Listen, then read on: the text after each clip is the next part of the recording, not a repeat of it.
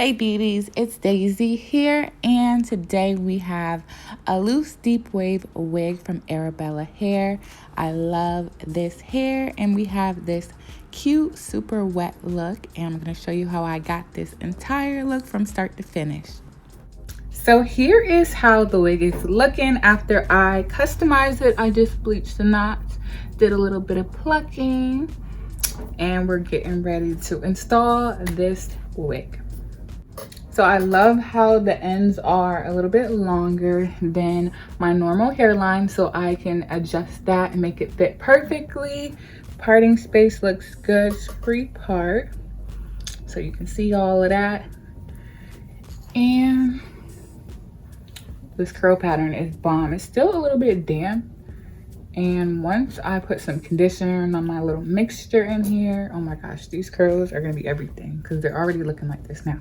Okay, so let me stop talking, and I'm getting ready to use my Gots to Be glue. Let me grab that. So I got this bad boy. We're gonna use this, and I'm gonna cut off this lace.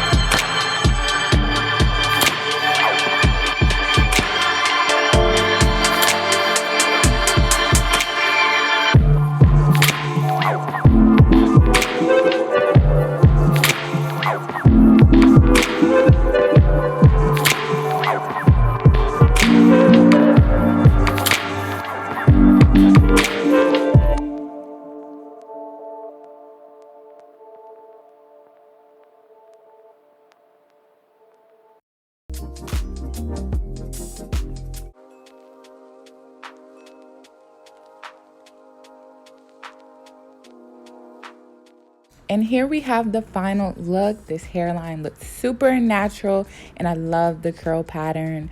Actually, once it dries, it does get a little bit more fuller, but it was still damp when I did this review. This curl pattern is everything. Like, do you see how tight those curls are?